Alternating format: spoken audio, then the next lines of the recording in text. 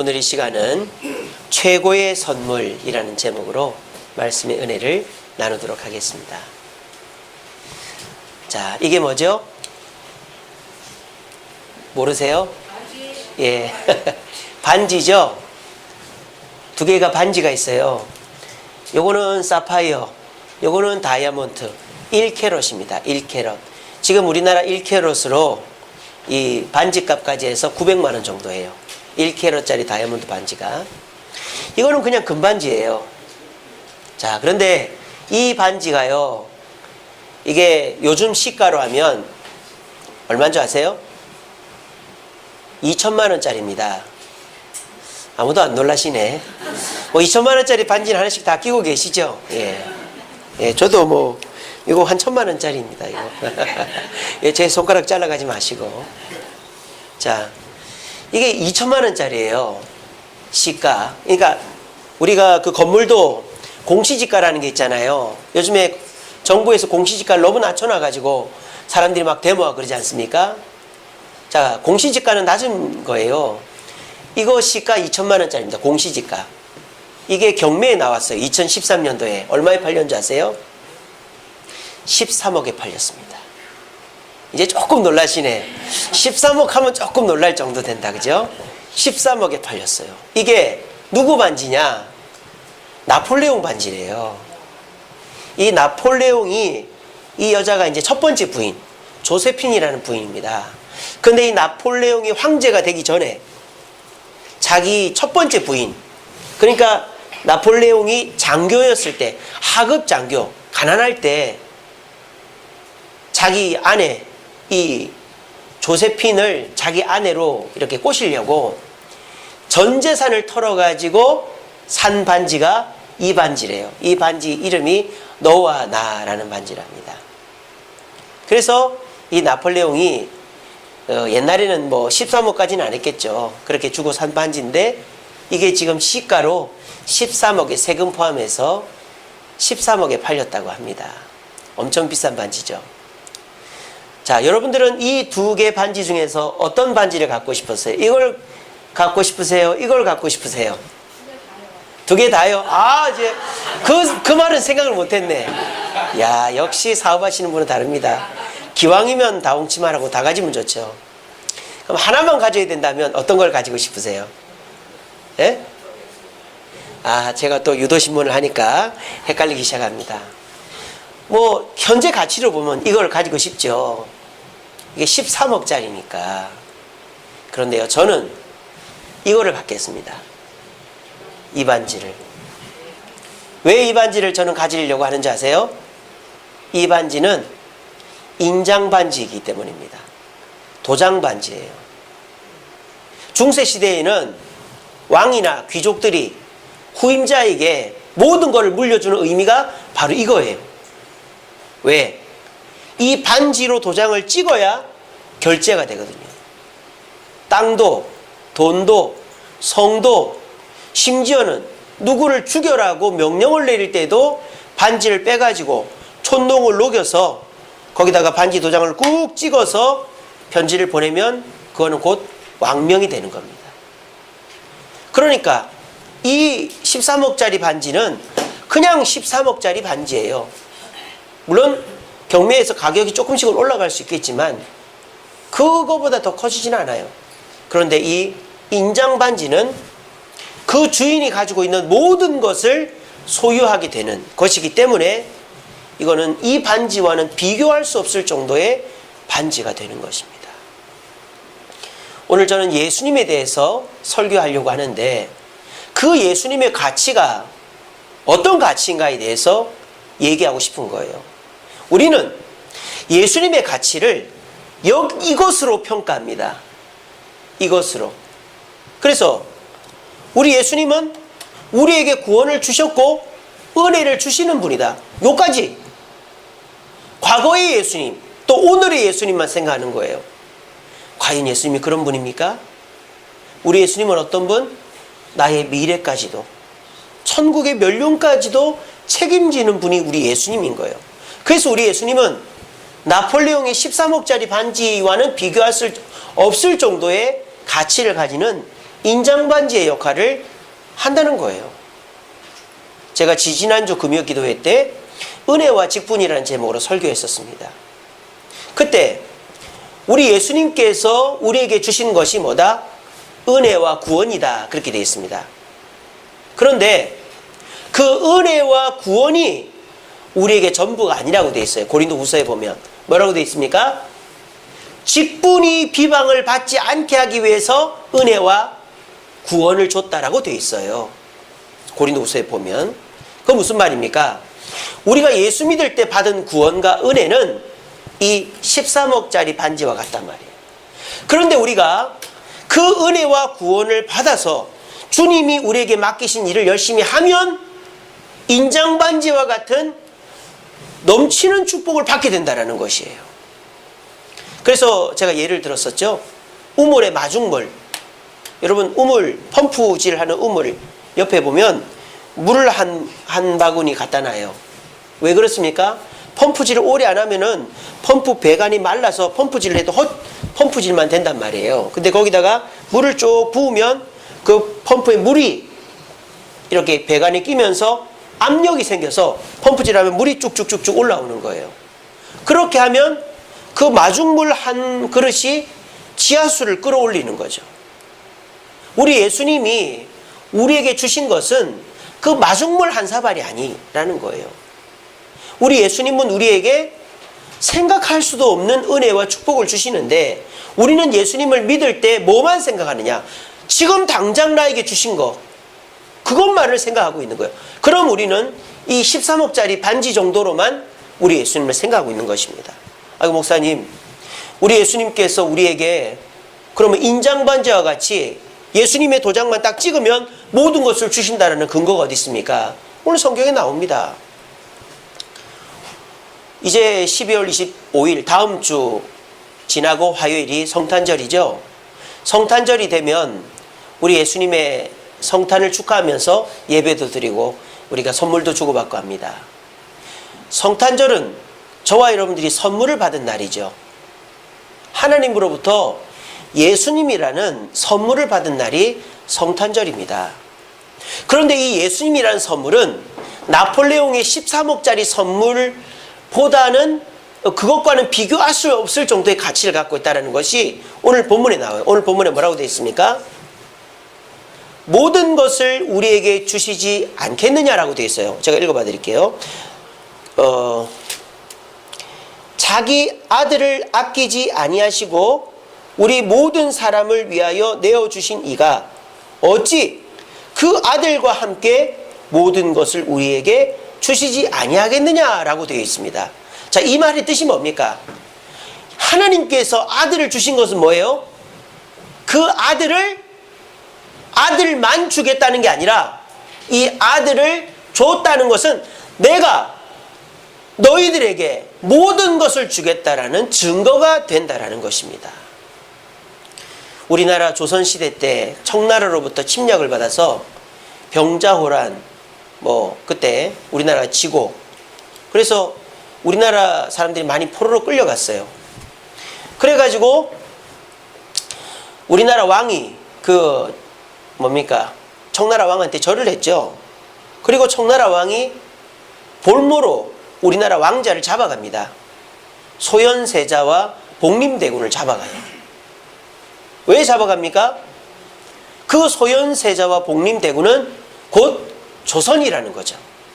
만약 너희들이 딴짓해서 힘을 키우고 우리를 공격하려고 하면 이들을 죽여버리겠다는 거예요. 그러니까 이 소현세자와 복림대군이 바로 인장반지와 같은 것이죠. 이들이 곧 조선이니까 다른 짓 하지 마라 하고 잡아간 거예요. 저와 여러분들은 예수님을 어떻게 생각하고 계십니까? 우리 예수님께서 여러분들에게 은혜를 주셨기에 이 자리를 나와 계신 거라고 저는 믿습니다. 우리는요, 신앙생활을 너무 고상하게 하려고 해요. 내가 뭔가를 받으면 나도 그만큼 주고 내가 필요한 게 없으면 굳이 교회를 나갈 필요가 있나 이런 생각들을 쉽게 합니다. 여러분, 그렇게 하면 신앙이 절대 늘지를 않아요. 신앙생활은 절박하게 해야 되는 거예요. 절박하게. 어떤 절박함이 있어야 되죠? 내가 죽으면 지옥 가면 어떡하지? 내가 이 어려움 속에서 망하면 어떡하지? 내가 뭐 사람들로부터 외면당하고 문제 있으면 어떡하지? 이런 절박함이 우리한테 있어야 돼요. 그 절박함 중에서 우리가 누구를 붙잡아야 됩니까? 예수님을 붙잡아야 되는 겁니다. 만약 지금 이 자리에 앉아 계신 분들 중에 신앙생활이 재미가 없어요. 그리고 신앙생활 해봐야 똑같은 것 같아요. 그런 분들은 하나님에게 문제가 있거나 예수님에게 문제가 있는 게 아니라 내 속에 절박함이 없는 거예요. 너무 여러분들이 먹고 사는데 별 지장이 없어요. 건강에 별 지장이 없어요. 설사 먹고 사는데 지장이 있고 건강에 지장이 있다 손치더라도 그거를 주님께까지 부탁할 정도의 절박함이 없는 거예요. 그런 분들은 절대 신앙이 성장하지 않고 주님을 찾지 않습니다. 그런 분들은 주님이 주시는 인장반지의 은혜를 받을 수가 없는 거예요. 저는요, 저희 집 아이들이 저한테 물어오는 질문이 얼마나 감사한지 몰라요. 여러분, 요만한 애들이 뭘 알겠습니까? 뭐가 절박하겠습니까? 뭐 먹을 걱정하겠습니까? 잘 걱정하겠습니까? 돈 걱정, 아무 걱정할 게 없잖아요. 근데 저희 집 아이들이 밥 먹고 나면은 가정 예배를 드리는데 예배 때 뭔 질문하는지 압니까? 아빠, 나 지옥 가면 어떡하죠? 난 지옥 가기 싫어요. 아빠, 천국 가려면 어떻게 해야 되죠? 이런 질문합니다. 우리 큰아이는요, 학교 끝나면 저 방에 와서 고해 성사를 합니다. 뭐 했어요? 뭐 했어요? 뭔데? 뭐 했다고요? 괜찮아. 그러면 얼굴이 샥 펴져가지고 집에 가요. 저는 그럴 때마다 얼마나 감사한지 몰라요. 왜? 죄를 두려워하는 마음을 얘들이 어떻게 알았을까요? 그게 참 신기하죠. 여러분 아이들한테요, 나 이렇게 하지 마, 너 이렇게 하면 혼난다, 그런 아이들일수록 죄를 우습게 생각합니다. 한번 잘 생각해 보세요. 자꾸 죄에 대한 지적을 받은 사람은 죄를 우습게 생각합니다. 근데 오히려 품어주고 잘해주고 너 잘한다고 하면 내가 죄가 없을까, 내가 이런 거 잘못하면 어떡하지, 오히려 스스로 죄에 대해서 조심하게 되더라고요. 저는 저희들 아이들한테 뭐 너 죄 짓다, 이러지 마라 저러지 마라 그런 얘기를 잘 안 하거든요. 그냥 잘했다고만 하지. 근데 이 아이들이 어찌된 일인지 지들 스스로 지옥에 대해서 고민을 한다든지 지들 스스로 죄에 대해서, 우리 다은이는 벌써 사춘기가 왔어요. 여자한테 막 눈이 간대요. 막. 그러니까 얘가, 다른 애들은 숨어가지고 그냥 나쁜 짓 다 하고 다니는데 그런 걸 저한테 와서 다 얘기를 하는 거예요. 왜? 그게 찔리니까.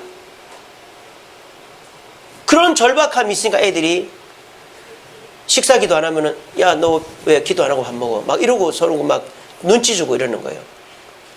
여러분, 진짜 큰 은혜가 뭔지 아세요? 절박함입니다. 절박함. 우리 주님은요, 성령님은요, 도와달라고 하는 사람을 도와주지 가만히 있는 사람은 안 도와줍니다. 우리 주님 뭐라 그랬습니까? 말할 수 없는 탄식으로 우리를 위해 간구한다 그랬어요. 그 말이 뭐냐면, 우리가 도와달라고 안 하면 성령님은 우리 속에서 탄식하고 있는 거예요. 아이고, 저놈 내가 도와주고 싶은데 나한테 부탁을 안 하네. 아이고, 지가 다 알아서 한다 그러네. 혼자 고생하고 혼자 속 썩고 혼자 계속 저 딴 길로 가네. 그렇게 하고 계신 거예요. 아무리 돈이 많고 아무리 권력이 있고 아무리 대단한 사람이라도, 주님, 제가 가진 돈은 아무 쓸모가 없습니다. 주여, 내가 가진 권력은 모래알 것 같습니다. 주여, 내 건강 걷어가시면 저는 아무것도 아닙니다. 주님, 나를 도와주옵소서. 그렇게 기도하면 돈이 많고 건강이 있고 권력이 있는 사람도 주님은 도와줍니다. 그런데 돈도 없고 건강도 없고 권력도 없는데 자존심만 있는 거예요. 자존심은 있어요. 그 자존심 때문에 절대 남한테도 얘기 안 하고 하느님한테 얘기하지 않습니다. 내가 해결하려고 합니다. 주님의 도움이 필요한데 말이죠. 그 사람은 절대 도움을 받을 수 없는 거예요.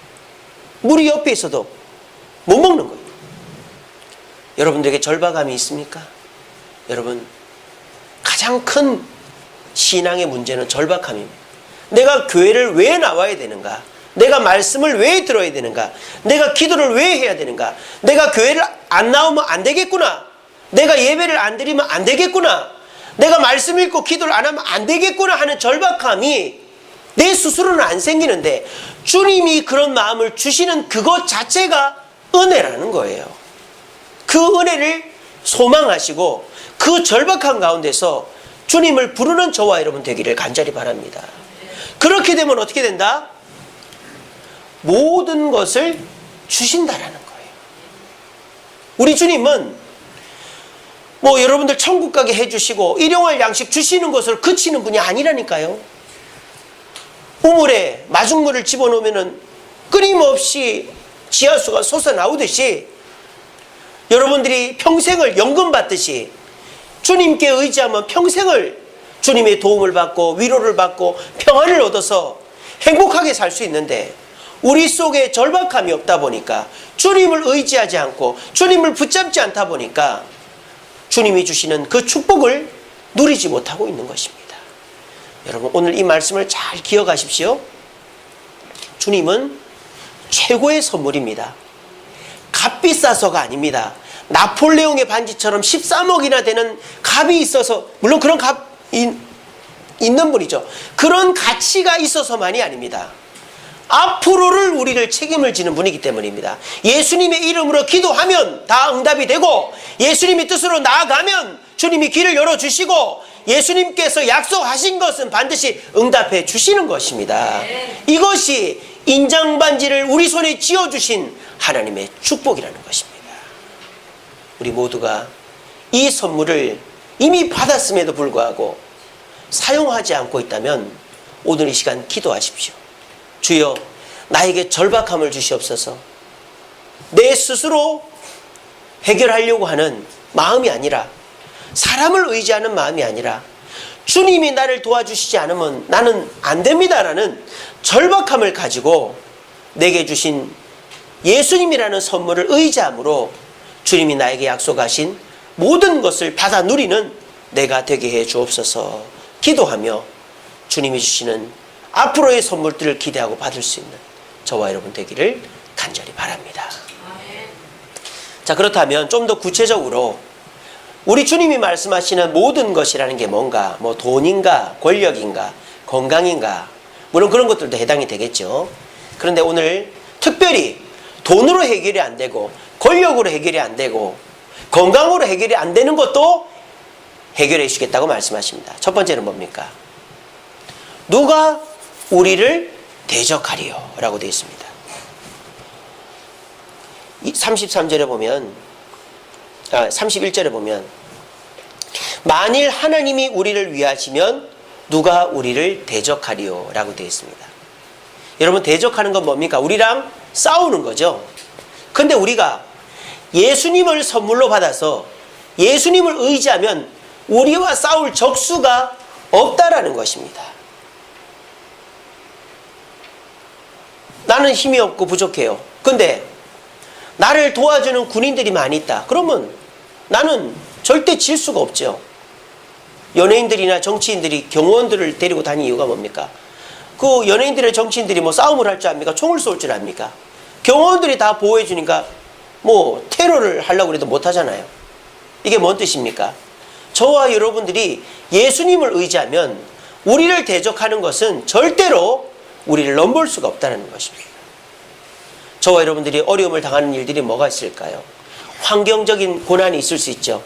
환경적인 고난, 돈이 갑자기 없어졌다든지 몸이 갑자기 아프다든지 경기가 너무 나빠졌다든지 이런 일들 때문에 여러분들 괴로워할 수 있습니다. 여러분 걱정을 하지 마십시오. 그런 환경적인 고난도 예수 그리스도를 의지하면 주님이 이기게 해주실 줄로 저는 믿습니다. 또 사람 때문에 어려움 당하시죠. 사람들이 여러분들을 괴롭힙니다. 사람들이 여러분들한테 막 손해를 끼칩니다. 원수가 됩니다. 내 남편, 내 아내, 내 가장 가까이 있는 사람이 나를 괴롭힐 때 어찌할 바를 모릅니다. 그럴 때 내가 이 사람하고 싸워야 될지 아니면 어떻게 그냥 넘어가야 될지 참고 살아야 될지 고민이 많습니다. 여러분 고민하지 마세요. 예수님을 의지하면 됩니다. 사람하고 싸우지 말고 내버려 두지 말고 주님께 나와 기도하세요. 주여 내 남편을, 내 자녀를, 내 지인을, 내 원수를 바꿔달라고. 그러면 나는 약해도 우리 주님이 바꿔주시는 거예요. 사도행전 4장 19절에 보면 4장에 보면 이런 얘기가 있습니다. 베드로가 성전 미문에 앉아있는 안진뱅이를 일으켰어요. 그러니까 사람들이 많이 와서 베드로의 전도를 듣고 3,000명인가가 예수를 믿게 됐죠. 그러니까 유대인들이 깜짝 놀래가지고 베드로와 요한을 잡아갔어요. 그래서 너희들 또 이렇게 할 거야? 그러면 너희 선생님 예수처럼 우리가 죽여버린다? 그러니까 베드로가 뭐랬는 줄 알아요? 아이고 죄송합니다. 다시는 안 그럴게요. 한번 용서해 주세요. 조용조용히 할게요. 우리끼리 모여서 할게요.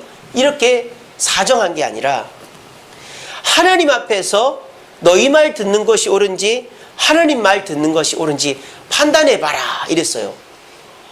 그렇게 뭐 고양이도 쥐도 코너에 몰리면은 대든다고 대드니까 유대인들이 깜짝 놀래가지고 그냥 베드로와 요한을 풀어준 거예요.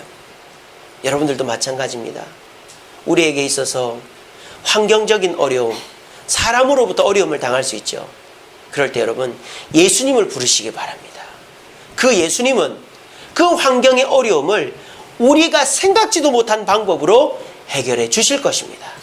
그리고 우리를 괴롭히고 힘들게 하는 그 사람들도 우리가 생각지도 못한 방법으로 우리를 승리케 해주신다는 사실을 기억하시고 예수님을 의지함으로 우리를 대적하는 것들을 이겨낼 수 있는 저와 여러분 되기를 간절히 바랍니다.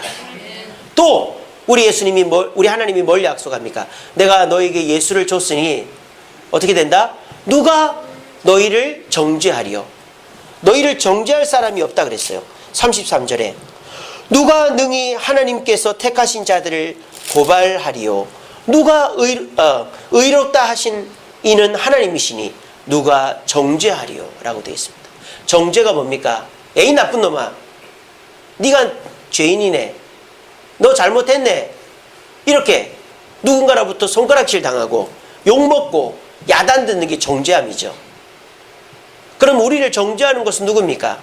사람이 하는 것 같지만 마귀가 하는 것입니다. 여러분, 그냥 잘 지내는데 평소에 나랑 잘 지내던 사람이 갑자기 돌변해가지고 나를 힘들게 한다, 욕을 한다, 사기를 친다, 손해를 끼친다. 그런 것들은 우리가 그럴 때 이러죠. 저 사람 왜 저래? 평소에 저 사람 안 저랬는데. 여러분 그런 적 있잖아요. 저 사람 안 저러더니 저러네. 그거는 뭡니까? 마귀가 역사한 것입니다. 그렇게 보시면 정확합니다. 마귀가 여러분들을 힘들게 하기 위해서 내 가장 가까이 있는 사람을 충동질해서 여러분들을 들쑤시는 거예요. 괴롭히는 거예요. 그럴 때 우리는 어떻게 됩니까? 저 사람 왜 저러지? 라고 생각하면 그 사람이 미워지는 거죠. 그렇게 할 것이 아니라 이거 또 마귀가 저 사람을 통해서 나를 힘들게 하는구나, 역사하는구나, 이렇게 깨달으시면 마귀가 물러가고 그 사람은 언제 그랬냐는 듯이 똑같이 여러분들을 대할 것입니다. 여러분 그런 적 없습니까? 저는 그런 적 많습니다. 막 이렇게 멀쩡하던 사람이 갑자기 와서 막 저한테 화를 내면서 막 퍼부을 때가 있어요. 저 사람 왜 저러나 싶다가 그 자리에서 나도 똑같이 퍼부으면 어떻게 됩니까? 서로가 싸움밖에 안 되는 거예요. 근데 내가 그 자리에서 꾹 참고 넘어갔어요. 그러면 얼마 지나서 그 사람이 언제 그랬는지 저한테 와가지고 미안하다고 하든지 아니면은 멋쩍어서 똑같이 대합니다. 그런 경우들이 뭐예요? 마귀가 역사하는 경우란 말이에요. 여러분들을 누군가가 괴롭히고 힘들게 하고 욕을 해도 그거는 사람이 하는 것이 아니라 마귀가 하는 것입니다. 그러므로 절대 사람을 미워하지 마시고 그럴 때마다 어떻게 해야 됩니까? 주여, 이렇게 하면 됩니다.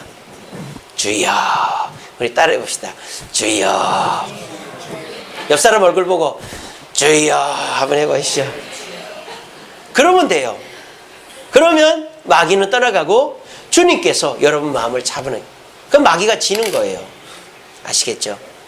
또 이런 경우가 있습니다. 사람이 나를 정죄하는 경우도 있는데 직접적으로 마귀가 나를 정죄하는 경우가 있어요. 어떨 때냐? 여러분들이 막 교회 나와서 은혜를 받는 거예요.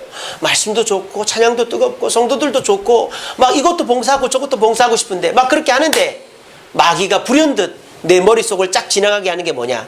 야, 네가 옛날에 이래놓고 그런 거 한다고?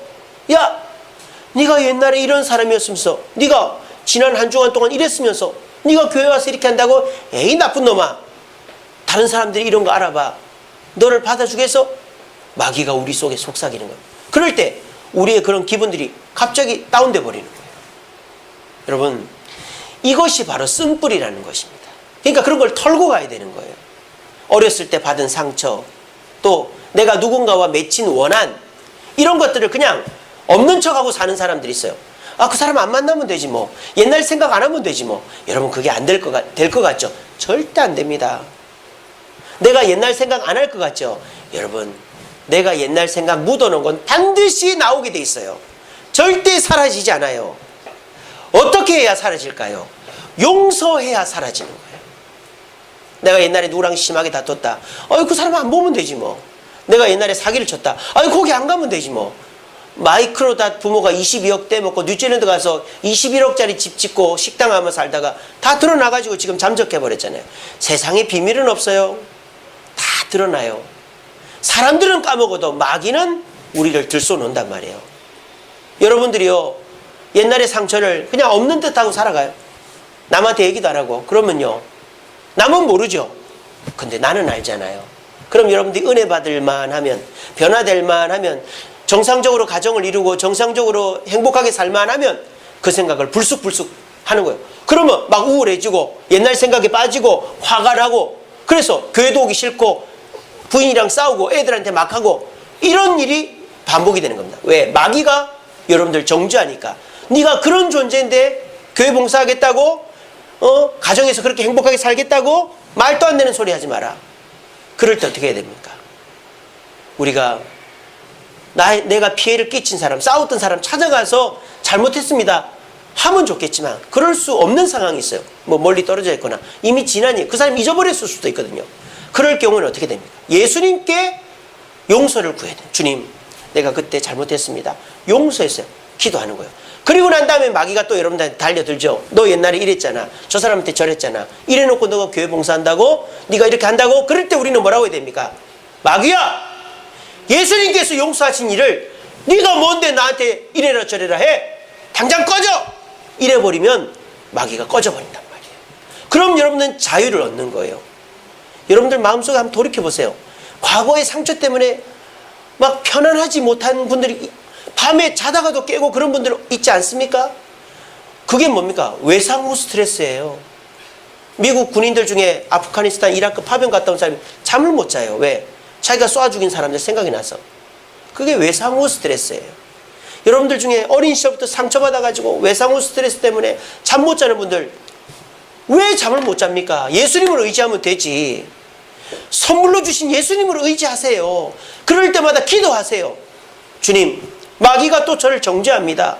주님, 마귀가 또 저의 잠을 깨웁니다. 주님, 마귀가 또 저의 재밌는 신앙생활, 행복한 가정을 깨뜨리려고 합니다. 주님, 나를 도와주세요. 내 이 과거의 상처를 씻어주세요. 그럼 우리 주님께서 여러분들이 그 마음을 씻어주시면 마귀의 정죄에서 자유하게 되는 것입니다. 여러분, 이런 축복은 돈으로도 안 돼요. 권력으로도 안 돼요. 건강으로도 안 되는 거예요.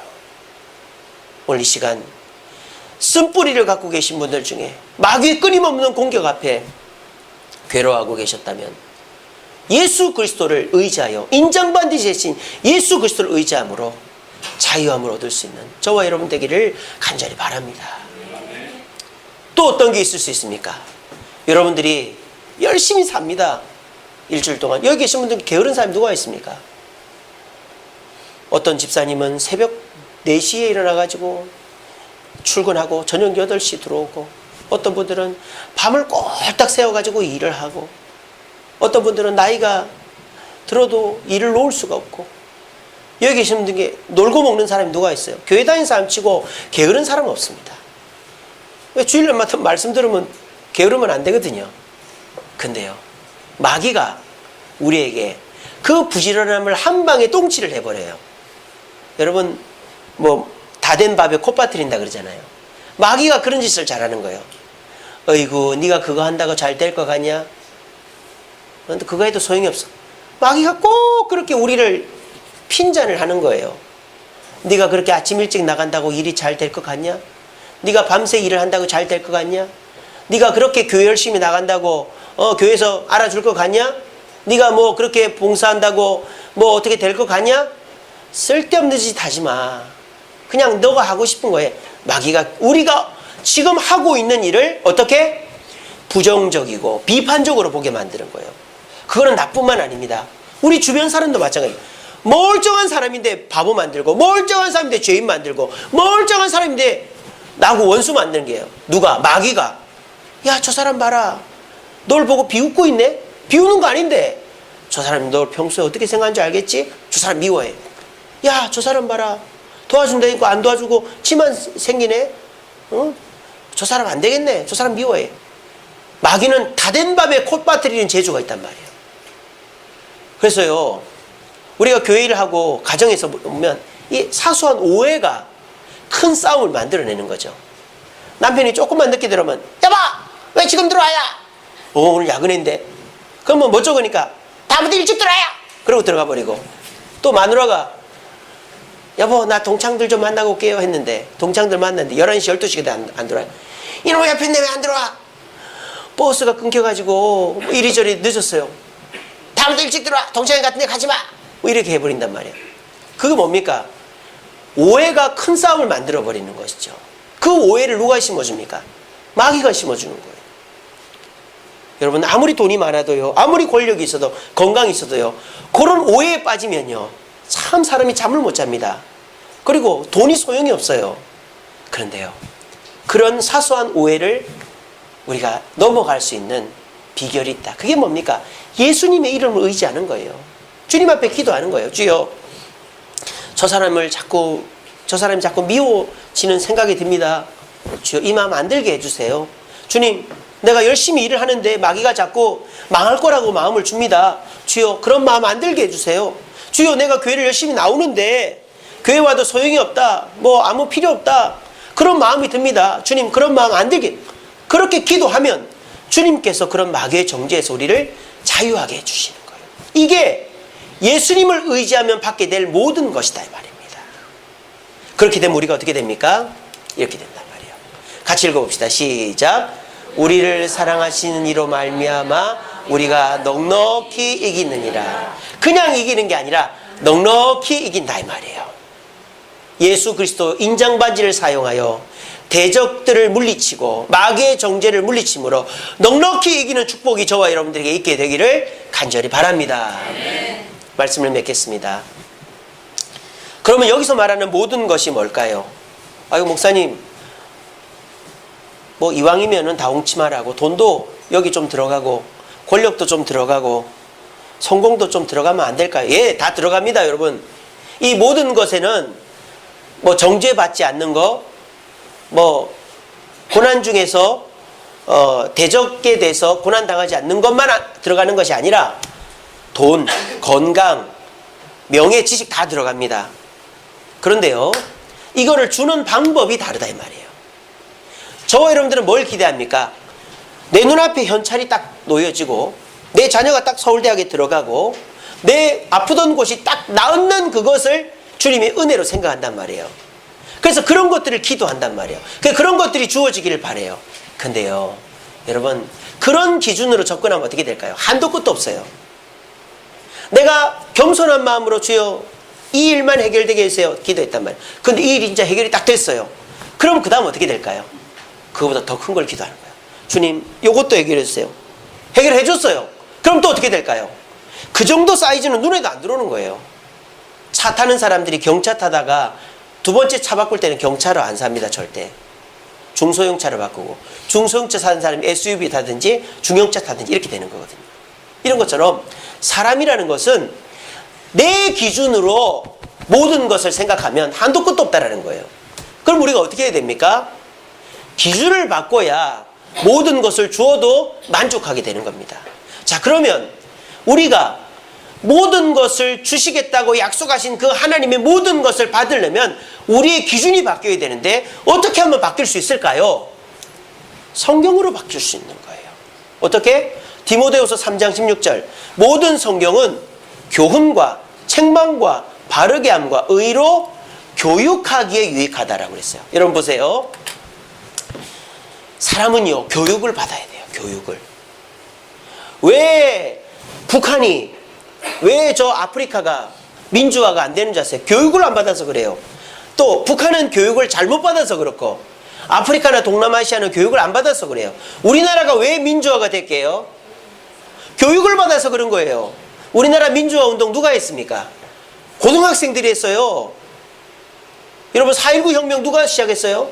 고등학생들이 했어요. 부마 항쟁 누가 했습니까? 고등학생들이 했어요.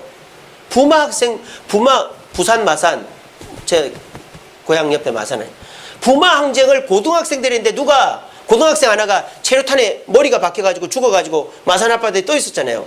그게 퍼지면서 대학생들이 들고 일어난 거예요. 왜 고등학생들이 들고 일어났죠? 학교에서 배웠으니까. 민주주의에 대해서 배우고 나라에 대해서 배우고 국가에 대해서 배웠으니까. 근데 국가가 권력을 마음대로 쥐두는 거 아니다는 그 일어난 거예요. 그때 지금 그 학생들이 우리나라의 주류를 이루고 있는 거예요. 민주화는 교육을 통해서 이루어지는 거예요. 가치관이 바뀌는 것이 가치관이. 아무리 돈이 많아도 돈만 가지고 행복하다고 생각하는 사람은 돈을 수백억 벌어보십시오. 그 사람은 불행합니다. 왜? 돈만 가지고 행복하다고 생각하기 때문에. 근데 공부를 해보세요. 돈이 전부가 아니다. 내가 누군지를 알아야 된다. 또 가족이 중요하다. 국가가 중요하다. 내가 지식과 경험이 이런 식으로 공부를 하다 보면 돈은 적당히 있어도 되고 다른 것들을 해야 되겠구나 깨닫게 되는 거죠. 그런 사람은 어떻죠? 균형 있는 삶을 사는 거예요. 그러니까 내가 돈이 많지 않아도 행복해지는 거예요. 지금 무슨 말 하는지 알겠습니까? 이걸 뭐라 그러는 거예요? 가치관이라고 그러는 거예요. 가치관. 저와 여러분들은 교회를 다니면서 기독교적인 가치관을 갖고 있습니다. 그러니까 여기서 욕하는 사람 거의 없죠. 물론 욕을 하는 분들도 계실 거예요. 하지만 욕을 대놓고 하는 사람은 없죠. 그죠? 왜? 교회에서 욕하는 거, 물론 욕하는 게 죄는 아니지만 예수 믿는 사람으로서 욕하는 건 그렇게 좋은 모습이 아니잖아요. 여러분들 중에 길거리에 쓰레기 버리고 다니고 남의 거 도둑질하고 뭐 남한테 때리고 이런 사람 없잖아요. 왜? 그게 가치관이거든요. 교회를 다니면 성경을 배우고 또 교회 문화에 젖어 있다 보면 우리에게 가치관이 그걸 습속이라고 하는데 삶의 뭐 품행 또는 뭐 행동 양식 뭐 이렇게 말하는데 그런 게 형성이 되는 거예요. 그러면 어떻게 됩니까? 우리가 그 가치관 때문에 없어도 불행하지가 않은 거예요. 내가 몸이 아파도 불행하지가 않은 거예요. 내가 미래가 불투명해도 불행하지가 않은 거예요. 이게 뭡니까? 진짜 선물이다 이 말이에요. 최고의 선물이단 말이에요. 그래서 이 가치관이 어떻게 바뀌어야 되느냐, 이 세 가지로 제가 정리를 해봤어요. 첫 번째, 우리의 삶의 중심이 바뀌어야 됩니다. 세상 사람들의 삶의 중심이 뭐죠? 돈입니다. 그 다음은 나이입니다. 그 다음은 가족이고 건강이고 뭐 성공이고 즐거움입니다. 그런 것이 삶의 중심이 되는 가치관을 갖고 있으면 어떻게 됩니까? 아무리 내가 건강해도 돈이 많아도 즐거워도 나보다 더 잘된 사람 보면 부러워하고 만족감을 누릴 수가 없어요. 근데 저와 여러분들의 삶의 중심을 뭐로 바꿔야 됩니까? 하나님으로 바꿔야 되는 거예요. 그래서 하나님께서, 예수님께서 이렇게 하라 했으니 나는 이렇게 해야 되겠다 하는 거예요. 그럼 우리 삶에 만족이라는 것이 주어지는 것입니다. 그리고 그런 만족이 주어졌을 때 우리의 눈이 어디로 돌아갈까요? 이웃들, 가족들에게 돌아가는 거예요. 아무리 내가 결혼을 하고 자녀를 낳아도요, 돈, 성공, 건강에만 눈이 멀어 있으면 아내가 눈에 들어오지 않습니다. 자녀가 눈에 들어오지 않습니다. 취미에 빠져있는 가장들 보세요. 아이들이랑 밥 한 끼를 안 먹어요. 내가 놀러 가고 내가 하고 싶은 거는 해도 부인이랑 영화 한 편을 안 봐요. 왜? 내 욕심에 빠져 있으니까. 가치관이 잘못된 것이죠. 근데 내가 몸이 아파도 내가 돈이 없어도 하나님께 충성하고 가족과 이웃을 돌봐야 된다. 그런 사람은 내가 먹을 걸 안 먹고서라도 주님께 헌금하고 아내에게 선물 주고 아이들 용돈을 줍니다. 내가 정말 자는 시간을 아껴서라도 새벽기도 나오고 교회 봉사하고 아내와 영화도 보고 아이들이랑 식사도 합니다. 이게 뭡니까? 가치관의 차이라는 거예요. 내 속에 돈, 성공, 건강 나만 있으면 가족도 없어요. 자녀도 없어요. 교회를 나와도 교회에 앉아 있어도 내가 빨리 가서 어디 놀러 가야 되는데, 내가 누구랑 어디 가야 되는데, 내가 돈 벌어야 되는데, 이 생각만 하고 있는 거예요. 가치관이 바뀌어야 됩니다. 그 바뀐 가치관이야말로 진짜 선물이라는 거예요. 두 번째는 뭡니까? 좋은 것의 기준이 바뀌어야 됩니다. 우린 좋은 것의 기준이 뭡니까? 돈 많이 되는 거, 사람들한테 인정받는 거, 내가 기쁜 거, 이런 게 좋은 것의 가치관이죠, 세상은. 그러면 성경으로 따라서 진정한 가치관은 뭘까요? 하나님이 기뻐하는 거예요. 하나님이 기뻐하는 거. 내가 이 일을 할 때 내 몸이 힘들어요. 그래도 하나님이 기뻐하는 일이면 좋은 거예요. 근데 이렇게 하는 것이 나한테 좋은 일이에요. 하지만 하나님이 안 좋아하시면 그건 안 하는 게 좋아요. 그렇게 해서 하나님이 좋아하는 것을 내게 좋은 것으로 기준을 삼으면 우리는 만족을 하게 된다는 거예요. 그래서 하나님을 기쁘시게 하는, 하나님을 좋게 하는 것이 우리에게 형성이 되면 자연스럽게 우리 눈이 어디로 가느냐? 우리 가족, 이웃들에게 가는 거예요. 근데 나밖에 모르고 내 만족만 알면 절대 가족, 이웃들에게 눈이 안 갑니다. 그리고 나쁜 것의 기준이 바뀝니다. 성경대로 가치관을 삼으면. 우리 나쁜 거에 뭡니까? 무시당하고, 병들고, 돈 못 벌고, 이런 게 나쁜 거죠. 근데요, 우리가 예수 잘 믿으면 무시당해도 기뻐요. 예수 잘 믿으면 돈 없어도 기뻐요. 예수 잘 믿으면 건강 안 해도 기뻐요. 왜? 하나님이 기쁘시면 만족하니까. 또 내가 그렇게 해서 성도를 섬기고 이웃을 섬기고 자녀를 섬기면 만족하니까. 그렇게 되면 저와 여러분들이 만족이라는 걸 얻게 된다라는 것입니다. 여러분 어떻습니까?